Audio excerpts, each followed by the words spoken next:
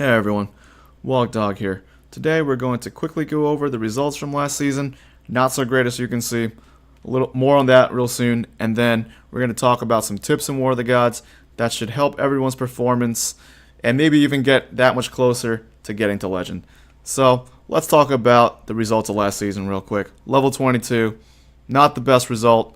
I missed it again, and well, the game's actually gotten much harder with the most recent releases to the game. Ninetail Fox, she just does so much, it's hard to counter her. And then there is Shadow Reaper. I can't say that I fully understand everything she does, but I do know that if she comes out of the 6th position, she's ready to go, and she can probably kill your whole team all by herself. So there's that too. And then there's Commando. That skin is crazy good. It just brings a lot of burst. It allows her to not die because her allies will absorb damage for her, and when she hits things with anything she's got, she has a chance to potentially charm whoever she hits. Haven't quite figured out how to deal with all these options all at the same time. You can only throw one round, but hey, we'll hopefully figure it out. Maybe we can make it work this time around. So with that said, let's jump into some tips that'll help everyone out in War of the Gods. And the first tip I have today has to do with being prepared to play 3 lines. So in line 1, I used my Halberd Master. I got him pretty good. It beat what he had, no problems. And then line 2, I figured I could go for the win. I was feeling it. And then he dropped the Holy Priestess at picks 2 and 3. So from there I figured, okay, let me get my Divine Knight and avenge my Bloody Earl in, which I did. Because they both have anti-heal, I figured it'd be good enough. But unfortunately, my guys are not trained and or starred enough. And I ended up losing that. So when we came to line 3, I was kind of like, oh my god, he's going to pick healing, and then eventually goes Master Mage. And I think I kind of timed out there, which didn't really help my cause either, because I was looking for my turtle, I couldn't find my turtle, and I was like, oh, he got me pretty good, despite the fact I could have used Trigger. I know from past experiences, to stop that much healing, he won't do the job, especially because mine is not trained and also 2 stars. So I kind of overcommitted in line 2, and that ended up screwing me over. Yeah, so that's the reason why you want to be prepared to play all 3 lines. Always got to keep track of what the enemies played, especially their big heroes that are really impactful and important to the metagame, like Magic Breaker, their healers, their Halberd Master. I'm surprised they actually didn't use Halberd Master here, but pretty much, yeah. And also track what you've used so that you can better understand what the enemy will be trying to use against you. So with that said, let's check out tip number 2. And tip number 2 has to do with understanding the limitations of your non-maxed heroes. And well, as you can see over here, my manipulator has 2,164 magic power right now. And it's not quite max magic power. I think it's almost half of what it can be for training field level 35.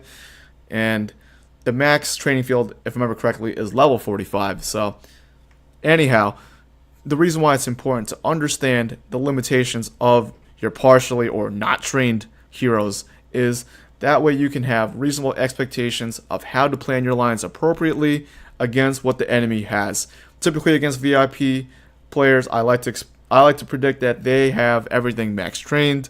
At least it's safer to think that way, and pretty much you can adjust your lines accordingly, and then hopefully it turns out okay for you. But as you know, these are just ways to help prevent some ways of losing unnecessarily. So with that said, let's go check out the 3rd tip.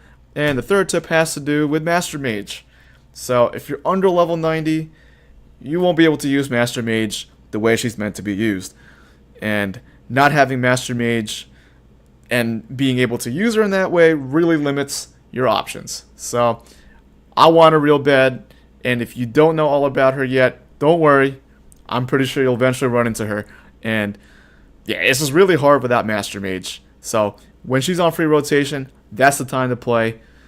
Abuse it as hard as you can, because life without Master Mage, it's absolute hell. It's really hard. She's just like that big of a deal. She gives you that many more options. She's a weapon that must be respected. And if the enemy does not respect the fact you use Master Mage, then you can pretty much just win for free. It's just so easy. Like, she is that strong. That's why it's a big deal to take advantage of all the time that she is on the free rotation. So with that said, let's move on to the fourth tip, and that has to do with setting realistic goals for War of the Gods. So I think the first goal everyone should go for is aiming for level 20. Whether you're level 12 or you're level 85 or whatever you are, getting to here should be the minimum goal at least, because this is not too hard to do. Losing is not as punishing until you get past level 20, where you can actually lose levels. So with a little bit of time spent and a bit of dedication, I believe pretty much everyone can hit level 20 without too many problems. The next goal after that, obviously, is Legend. As you can see, 150,000 of lumber and ore, 25,000 mercury, and all those lovely stones that empower your heroes. That is the goal. We want that, especially the 150 Almighty Soul Stones. So many heroes I have that are like 2 or 3 stars, and I'm just like, man, I wish I could max them out. So, but anyhow, even if, let's say, you get to level 23, to me, I would keep pushing for Legend. It's not really that big of a loss going from 23 to 22, or even all the way down to level 20 if you run that poorly.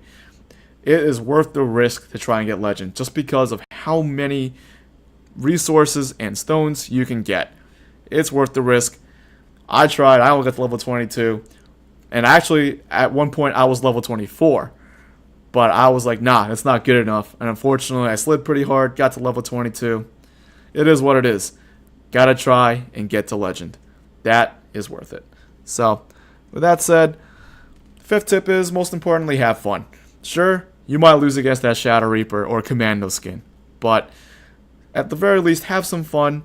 Maybe learn some things out of it. Like, let's say, oh, maybe these heroes didn't work out here. Try something different. Just don't get too down. If you get on a massive losing streak, take a break. Come back. The season, at least for March, is 31 days long. You've got plenty of time. And if you're having fun, then you never really lose. You know, it's never a waste of time if you're having fun. That's the most important tip of all. So, with that said, I'd like to thank everyone for watching. Like, comment, subscribe, and hit the bell. And on the next episode, we'll be back to some gameplay.